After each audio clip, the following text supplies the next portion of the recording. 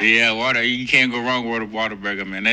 I wish we had one down here. It would be amazing if we had a Whataburger down here, but that's mandatory. Once you land in Texas, Whataburger. Any y'all go to Texas, just go to Whataburger and get you a honey barbecue chicken strip sandwich. That's gonna change your life. That's gonna change your life.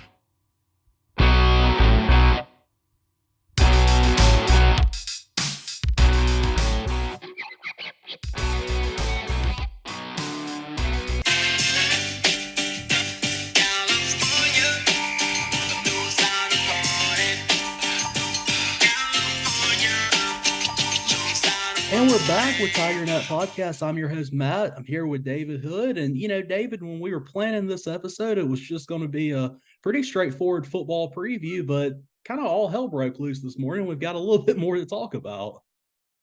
Yeah, you know what? I'm trying to get my 2-year-old ready for school, and I look over and I see my phone ringing at 7:53 a.m. And I'm like, well, this just can't be good. And it's somebody that I would want to answer the phone for, and then they go, "Hey, uh, you might want to get everybody down in Clemson ready. It sounds like we've added." And of course, you can tell it's somebody from the ACC. Uh, Cal and Stanford and SMU. And my deal was like, why? Uh, a sense of desperation on both sides. I get it. I feel terrible for a school like Oregon State. I feel terrible for uh, Washington State. I went back. I wrote a story a little bit ago, and I looked, and George Kliavkoff, the commissioner of what is now the Pac-2, tweeted out last July that their board of governors had given him permission to go ahead and start to try and get a new media rights deal. And 14 months later, nothing has ever been done with that. And a month before that, he was really, keen on congratulating the new commissioner of the Big 12, Brett Yarmark, on his job. And Brett comes in a year later and steals several of his teams away. And now we have the Pac-2. And I wrote that it just kind of smacks of desperation. California, Stanford, were desperate. SMU, they're just wanting a seat at the table.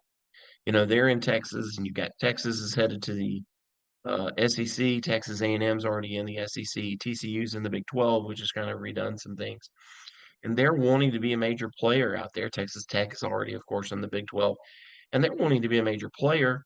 And they were kind of left out in the cold. So now they're like, hey, you know what? Sure, we'll come into the ACC. We won't take any money for the next 1,100 years. Just to be able to be a part. And what you've got is just a little bit of a mess, and we just have to see how this is going to work out going forward. So I think the first thing is where does this affect Clemson? I know when you and I talked earlier, it may mean a little bit more money for Clemson in the interim right now. Yeah, so kind of once this gets settled out, could be 6 to 8 million more for Clemson per year, which is good, right? Like that's great. And but if you're sitting at 42 and you say, okay, so now we've redone some things and that gets us close to 50. Still doesn't get you to that 82 to 90 million that you think the SEC is going to get, that you think the Big Ten is going to get. Even with revenue sharing, like if the ACC says, yes, we're going to do, we're going to redo our revenue sharing, we're going to give Florida State and Clemson a bigger piece of the pie, that still doesn't help. I mean, that might get you to 55, right? So you've added these three teams, and then, oh, by the way, sure, you're making 6 to 8 million a year, but SMU's coming in July 1 next year, which means their fall sports next year will be in the ACC, and Cal and Stanford are coming in August 1, so their fall sports are also going to be in the ACC. So now all of a sudden you've got hey, travel. It's like maybe you open up a fall season at Syracuse, and then you got to travel to Cal out to Berkeley. Good God.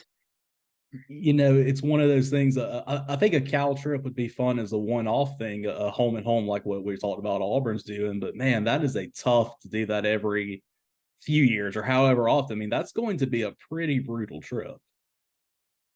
Yeah, it is. And but not long after my phone rang from the ACC, the phone kind of rings again, and somebody tells me this may not be the worst thing for Clemson. in the long run, and so you kind of have to read between the lines there and go, this may give Clemson, Florida State, and North Carolina the out that they need to try and figure out a way to get out of this grant of rights, to get out of the ACC, and perhaps get an invite to the SEC or to the Big Ten. So what does that? What does all that mean? Well, there were four schools that were originally saying, "Hey, you know what? We're not aligned with this," and it was NC State, it was North Carolina, it was Clemson, and Florida State.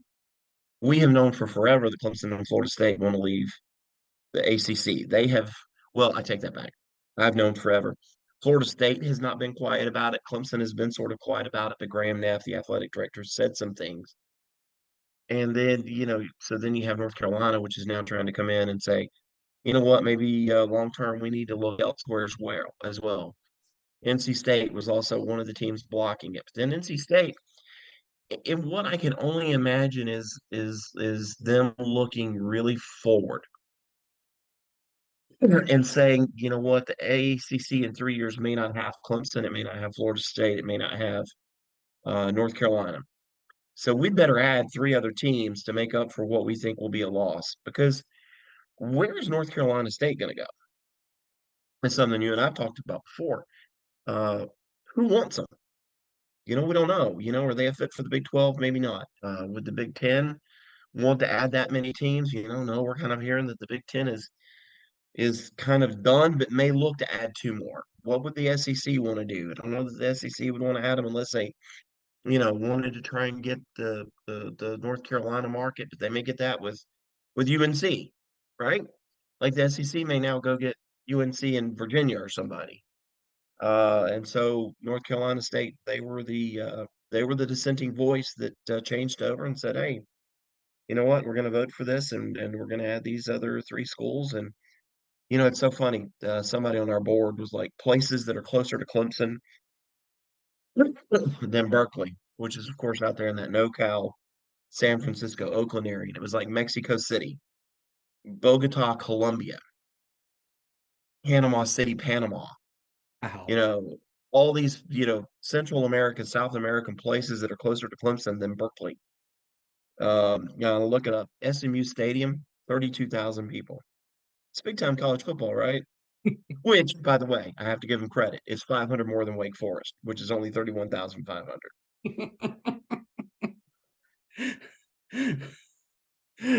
30, I mean, that's just 32,000 people. SMU, and I know if you're from a certain generation, you remember, people remember the old Southwest Conference, the Pony Express, but it's a program that just hasn't really been on that level in a long time. It's a program that really has been bypassed by their in-city rival TCU, and it's just not the biggest brand name to add to the ACC. No, it adds the Texas market, I guess you could say, to it. I've actually been to SMU when Clemson played in the Cotton Bowl the last time, and then I've been out there for Nike's the opening. So been on the campus, been to the stadium, been in there, and you go, okay, this is cute. This is that lower level of college football. This is uh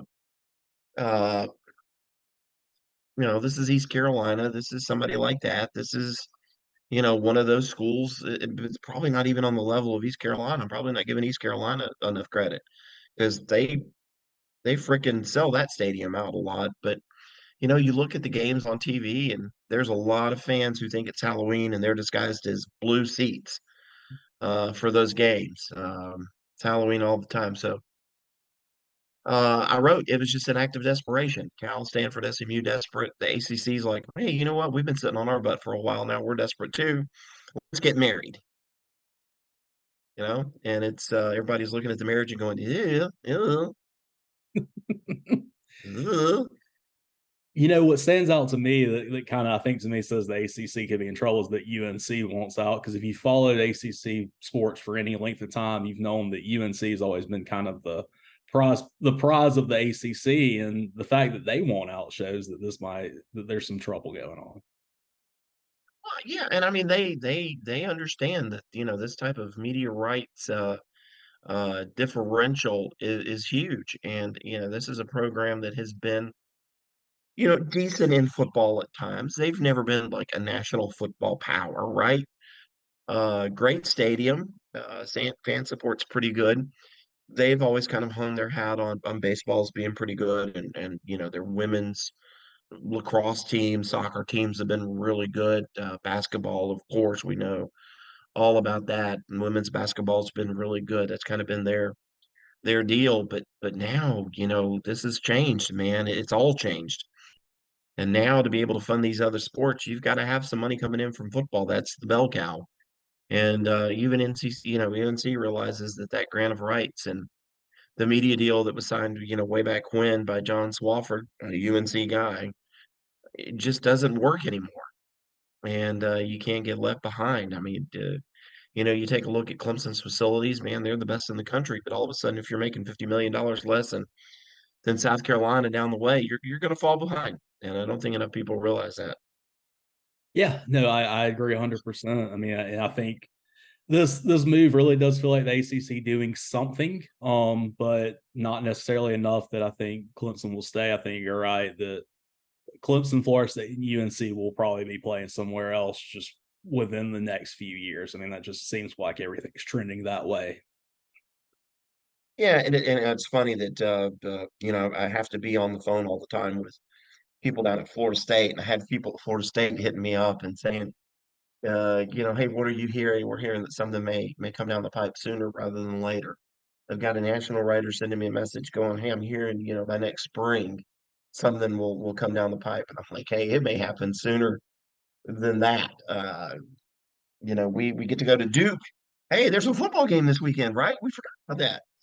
But we get to go to Duke Monday night, and there's a chance that Graham Neff, Clemson's athletic director, will be in the press box, and I hope that I can bend his ear for a few minutes and kind of get his thoughts. Obviously, he's very, very, very busy lately. This has all been, really crazy, and we'll see what he has to say.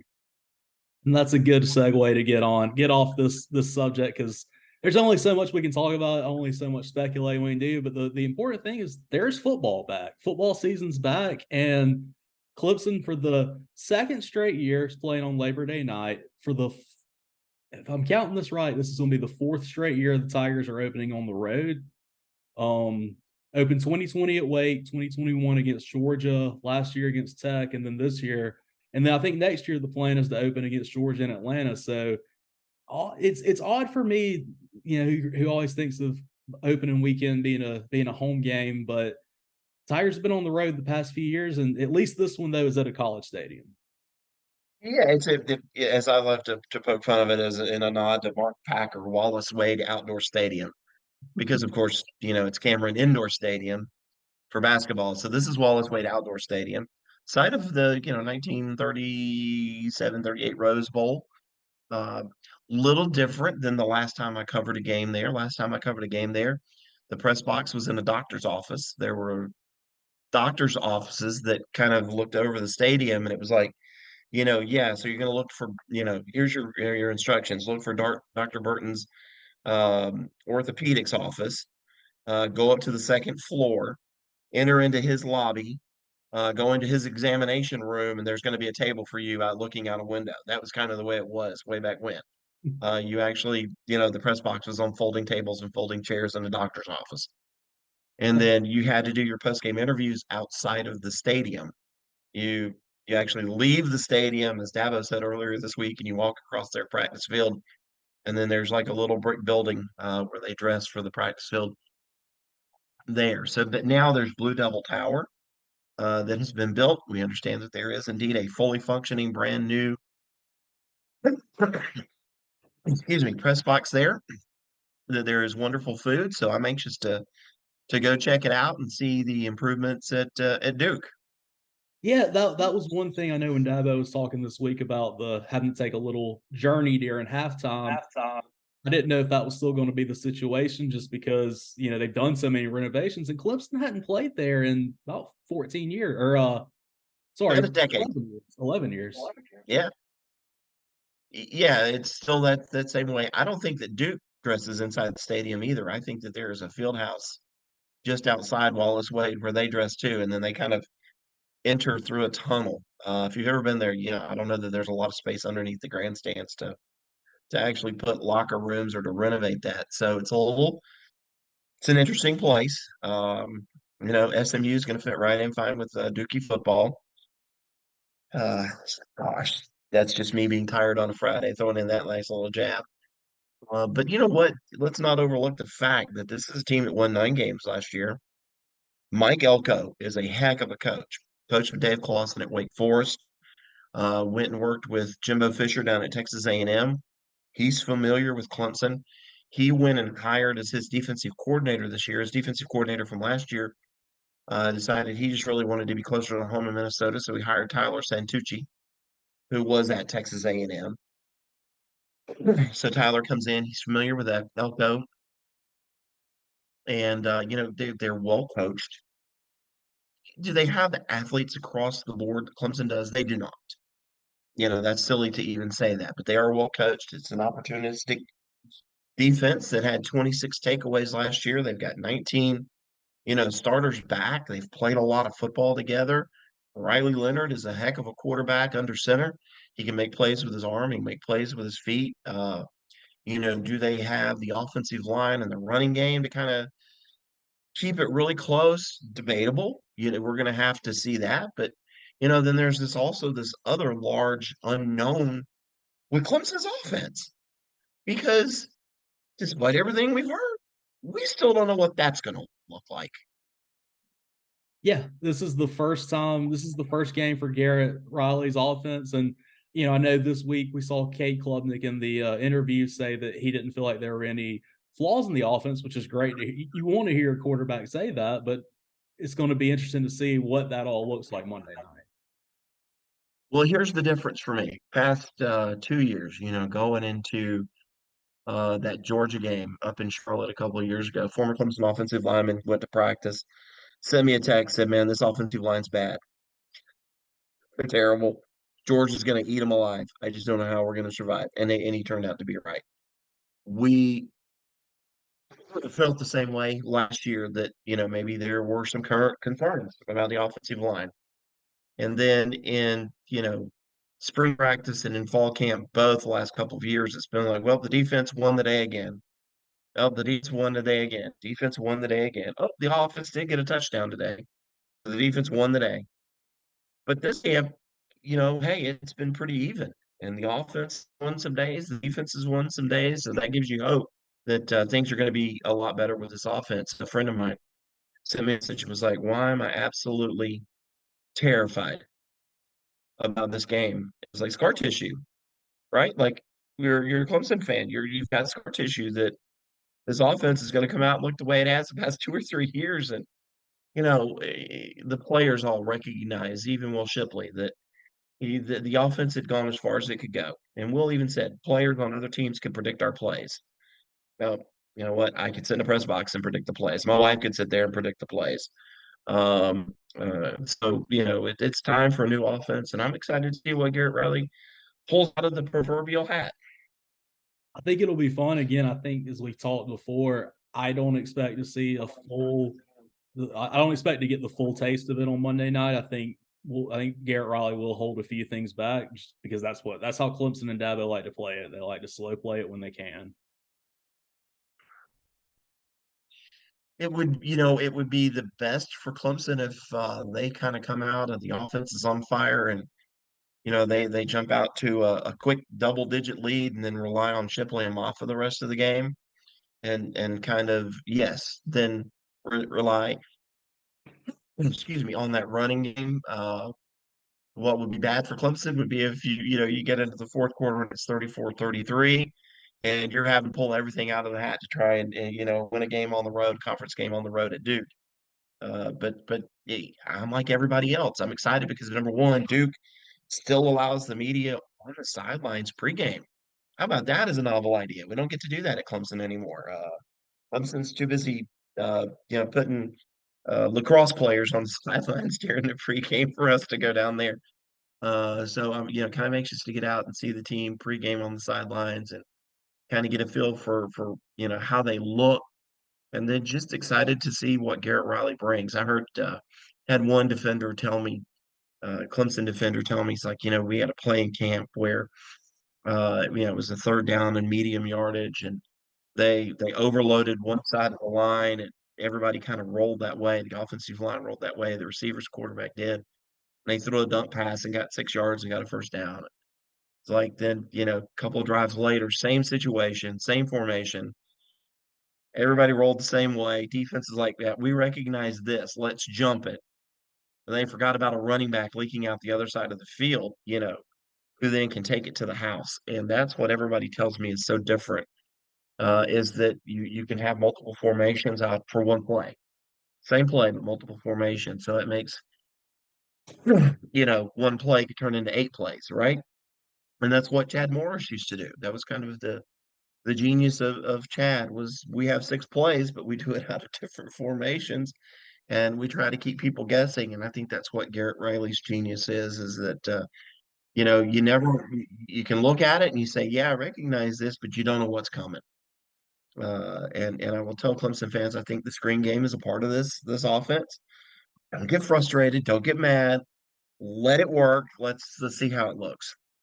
I am looking forward to the social media comments on the first time a screen gets thrown, just because I know it's not going to be taken well.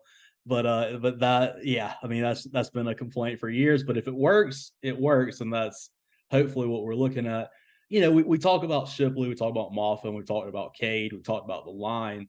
Who else on the offense are you sitting here thinking this guy could have a big impact on Monday? There's a few guys. I think we get so caught up in let's look at Adam Randall. Is he going to have the year that everybody thinks he can have? Bo Collins appears to finally be healthy, and we're like, oh man, there's the two big guys on the outside. Let's take a look at them. You forget about zero Antonio Williams and how he is a perfect fit for this offense, and you get him in space. And I sit here and I go, yeah, I think that Ed Adam Randall is going to make a play or two. I think Bo Collins is going to make a play or two. I think this is the kind of game where Antonio Williams can shine. I really do. Coming out of the slot, obviously looking forward to seeing the freshman Tyler Brown on kickoff return. He's going to be playing in the slot some. He's a guy that is Sammy Watkins fast. But let's just be honest. Number 9, Jake Brenningstool, tight end, matchup nightmare. And that's what Garrett Riley's offense is going to do. They're not just going to line him up and say, okay, we're gonna take what the defense gives us. That is, Lord have mercy. I can't tell you how I got so tired of hearing that. Well, we couldn't do this play because of the defense. Defense was dictating to us. The defense dictated that we do this. The defense dictated that we do that. And I had one former college coach. Well, how about dictating to the defense for once? What's going to happen? And I think that that's what they're going to do with Jake Brenningstool, find him some matchups and, get some big plays out of him. And as I understand it, the middle of the field's open again. You and I have talked about that softball reference before. I used to play softball. Middle's not open because you don't want to kill the pitcher. Well, middle hadn't been open for Clemson's offense in quite a while. And I hope the middle's open again. That'll be exciting to see. And yeah, I think Brenning Stool will absolutely be a huge factor in this offense. You know I know the other day Dabo made a comment that he is kind of excited about Cade Klubnik in similar ways that he was about Deshaun Watson. That's pretty big praise. It's funny. Cade is one of those guys that he walks into a room and everybody is drawn to him, right? He has that kind of charisma. Uh, he is automatically the coolest guy in the room. I go back to Eddie Van Halen. Remember that the legendary rocker Eddie Van Halen and Valerie Bertinelli, beautiful woman, said, yes, Eddie Van Halen, not the best looking guy, but he was always the coolest guy in the room. That's Cade Klubnik, man. He is the coolest guy in the room. Everybody wants to be around him. So he has that natural leadership. And Will Shipley was telling me this week, I actually asked him this. I said, has Cade Klubnik kind of taken some of that leadership pressure off of you? Because last year you had a quarterback who's older than you, who should have been the leader, who should have been that vocal guy, but you're the one having to do it out there with older offensive linemen. and he said, "This is 100% Cade Klubnik's team." He's the voice. I'll speak up when I have to, but he's the guy. And I think that that's a lot of what Dabo means, that, Cade's got everything that it takes to be a winner at this level. Did he have to improve? Yes. There were some nuances in his game, man. He's got to improve with footwork, got to get the ball out quicker, got to make the read a little bit quicker, not get flustered so quick, not think that he has to run all the time instead of trying to run, buy time, little things, right? And if he can put it all together, he can have a big year. And, obviously excited just to see what he can do in Garrett Riley's offense. I think that they are what you would call a match made in heaven. And then, there's another part of this too. That offensive line, we touched on in a minute, just a second, with talking about how we feel like they're better. Tristan Lee might start at left tackle. It's either him or Colin Sadler, but judging by Dabo's comments, kind of get the feeling it's Tristan Lee. And I asked him about Tristan. Tristan, a former 5-star, comes on campus. People automatically hear 5-star. It's like, well, he's going to play right away, right? People forget the kid had a COVID year where his team didn't play football. He arrived on campus. He was fat. He was out of shape. Hadn't played in a year. And I asked Coach Sweeney about that. I guess it was yesterday. And I said, what does it say about him that, former 5-star, he never sulked, he never pouted, just kind of went to work. And he said, yeah. And he said something that I'd never heard before out of him. He said uh, that when Tristan got here, he went to the other coaches and said, how could I have missed this bad? He's that bad. How could I have missed on a player this bad? He will never play for us. He will never play a significant snap for this football team. And he said, I went back and watched the tape, and I go, well, the guy that's here is not the guy on tape. That guy can play. But he said he brought Tristan in, and Tristan was like, yes, sir. You need to get stronger. Yes, sir. You need to get in better shape. Yes, sir. You need to work on your game. Yes, sir. And he said the kid was always out there, before practice running, lifting in power hour all the time, getting stronger. And I think it's really funny. He's also like one of the nicest kids you'd ever want to meet off the field. The other day, he comes off after a rep and somebody hands him, one of the Gatorade squirt bottles, and he lets that thing fly. It just goes everywhere. And I'm kind of laughing because he almost got it all over me. And he turns around and he goes, sir, I'm so sorry. Did I get you with that? Like, no, you're fine. Like, go play football. Like, you don't have to worry about me. You're good. But then you see him get out on the football field. He absolutely mauled somebody. I mean, just mauled him, right? It's like, okay, that's what you like to see. And so this is a kid that's in his, red shirt sophomore year. This is his third year here, and it's finally starting to take shape for him. I can't wait to see him. And Dabo even said the same thing about Ryan Linthicum. Ryan Linthicum came out of high school. Excuse me, these allergies are killing me. Same school as Brian Bresee, #1 center in the nation. Didn't play his senior year. Shows up fat, out of shape, can't play. He's another guy that, now it's in a redshirt sophomore year and is ready to go out and go play. And I think there's a lot of excitement about this offensive line. That is great to hear, and I'm glad to see these guys getting this chance to kind of, turn things around and get going because it was a tough situation. I mean, not getting to play your senior year of high school, that's a hard situation. COVID took an effect on everybody as far as not being able to do those kind of things. And so I'm glad these guys have really taken this opportunity and gotten to where they are now. And I'm excited. I'm too excited to see how they show up on the field. Well, yeah, and it's kind of funny that Thomas Austin, this is his now second year with the group, and I think that everybody's kind of bought into what he's looking for. I try to tell everybody all the time, I'm not an offensive line coach, but there's guys that Clemson's recruited over the past, decade, and I go, man, I just don't think he's ever going to play. Why? Because, well, they have little legs and a little butt. And you go, that's not an offensive lineman. They forever were, having to, sometimes out of necessity because offensive line recruiting wasn't good here, go out and get guys that weigh 250 pounds, and you hope by the third year you can put enough protein shakes in them and peanut butter and jelly sandwiches to get them up to 285. But that's what you had was a guy who was really too big for his body. And so to me, this is a podcast, so we can say this. You give me an offensive lineman that's got a big ass and some big legs, right?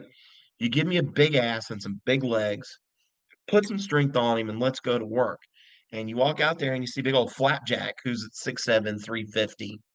And you look at Dietrich Pennington and you look at Harris Sewell and some of these other kids that are coming along, and you go, okay, that's a big ol' ass right there. Yeah, okay, that's some big legs. I can remember one offensive lineman, I'm not going to call him a name. He was an in-state kid. Clemson was all over him. He was so knock-kneed he could not walk. So knock-kneed he just could never walk. And I'm like, much less play college football. He was great at the high school level because he was just bigger than everybody else. But I was like, man, he's so knock-kneed he almost has to have surgery. And they were skinny little legs.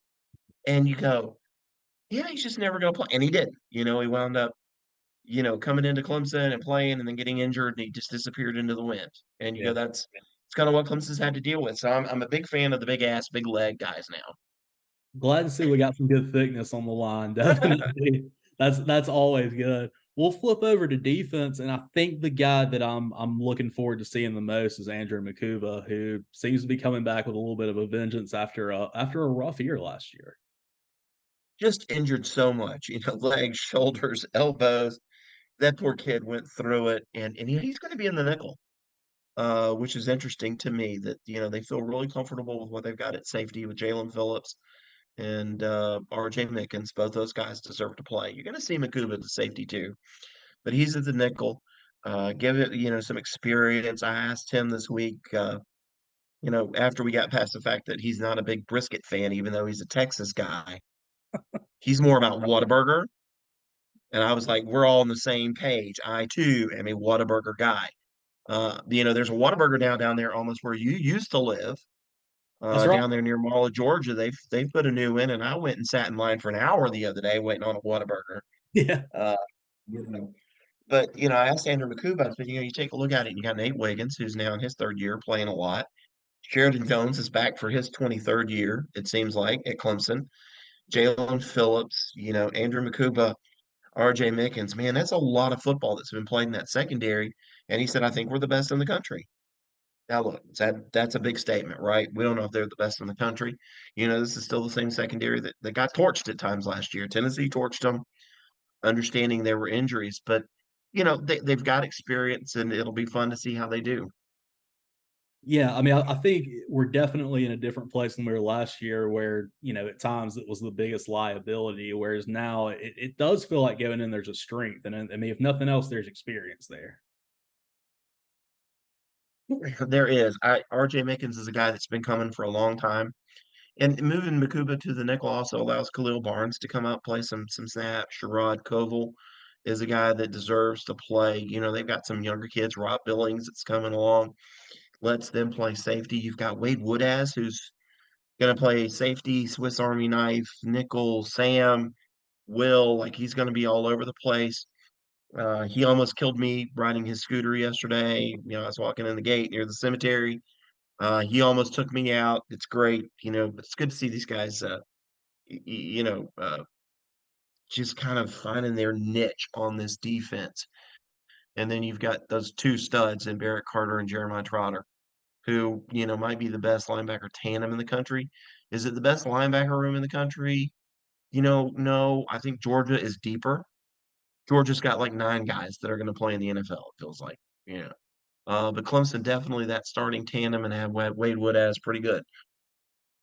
Those guys are really good. And then you've got that defensive line. Dabo said that they are going to try and hold Trey Williams, one of my favorites out of that, Washington, D.C. area. He's been battling some stuff. They want to bring him along slow. Of course, now there's new rules. It used to be 3 games you red shirt. Then it was 4 games you could red shirt. Now it's 4 games in the regular season, and you can play the postseason. So if you make a national championship, somebody could potentially play in 7 games and still get a redshirt year, which is crazy, right? Yeah. But he was saying that he's wanting to hold him because of the depth at defensive tackle, because obviously you're starting Brooke Orhoro, you're starting Tyler Davis, and you're starting Peter Woods, some combination of those 3. And then you look and you still got Peyton Page and Damani Capehart and some guys coming along. Vic Burley's battling an injury. He'll be back sooner than rather than later. But you've got some depth there. And as long as they continue to keep that depth, they hope that they can redshirt him. Defensive ends look like they're going to be okay. You've got Justin Maskell, who's a kid that I think could have a Kevin Dodd type year. You know, Xavier Thomas finally looks healthy. I think they could use some size out there at times, but they got some kids that are coming along. So yeah, the defense, and they're going to have their hands full, man. Riley Leonard is going to be a handful. He can make plays with his feet, make plays with his arm. He's got some receivers that he trusts. Yeah, they're going to make plays. They're going to get first downs. They're going to move the chains. It's a good offensive staff. So it's a great opening night test going up to Duke. Yeah, absolutely. I mean, it's so much talent on that defense. I had to laugh the other day reading about Wade Woodaz drinking 12 protein shakes a day to bulk up over the offseason. That's a lot of protein shakes. You know what I have to do to bulk up? I have to get up in the morning. I get up in the morning, boom, 9 pounds right off the bat. Yeah. Drink a cup of water, 12 pounds. It's like, yeah, you're adding water weight today.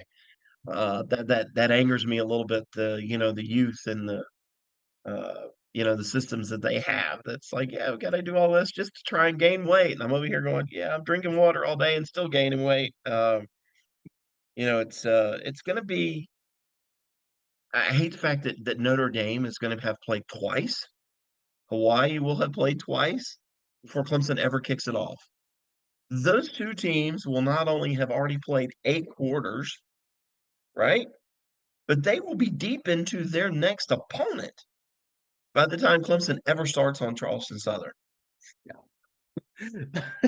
That's such a funny sport in that. But yeah, you're completely right. I mean, they probably Monday, those teams will have already started watching film and have had sessions for that. Yeah, I mean, by the time Clemson kicks off, they'll be focusing on week 3 and the Tigers will just be starting.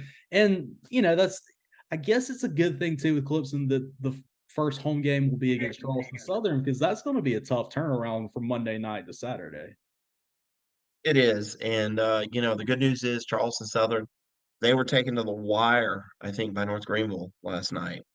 So that point spread, even with the short turnaround time, might be like 60. Maybe you can get some guys, don't get anybody hurt, rest them. Fans don't get angry if the final score is only 38-3 or something like that. Uh, but yes, quick turnaround time. Then you've got Florida Atlantic, and then you've got that game against Florida State. But this is probably a good time for us to mention this. Got some big games Friday night. Like there's some games, Louisville, Georgia Tech tonight. But it all starts at noon Saturday. Like you've got Colorado and primetime Deion Sanders against TCU, Tennessee, and Virginia. I think Tennessee can name their score in that one. Pretty good games all day. North Carolina, South Carolina at 7:30 up in Charlotte for the right to eat mayonnaise. So it's a pretty good opening weekend. Sunday, you got LSU, Florida State, and then Monday night, Clemson and Duke. It's a great weekend.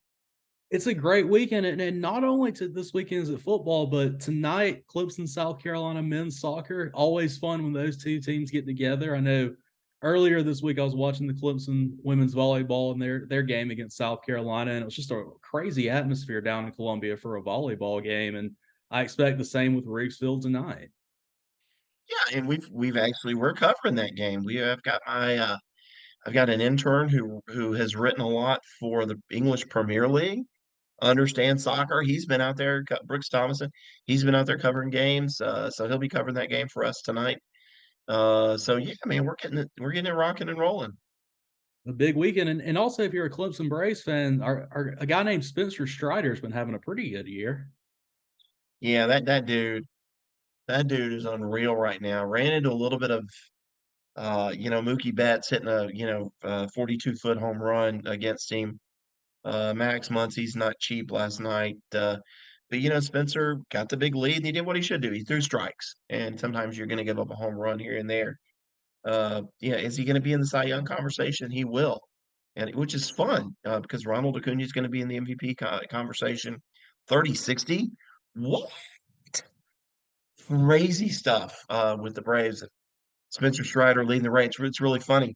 Um, I texted Monty Lee one day last week when Spencer was pitching, and I said, Monty, I'm sitting here watching Spencer throw 100 miles an hour, 99 miles an hour.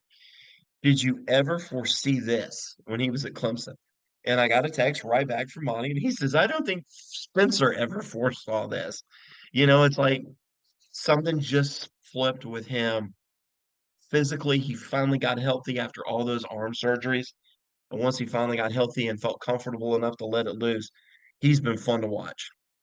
He's been fun to watch, and it's that great time of year. College football's back, college soccer and some of the other sports are back, and we're getting close to the baseball postseason and getting to watch that. Just probably the best time of year for sports, in my opinion.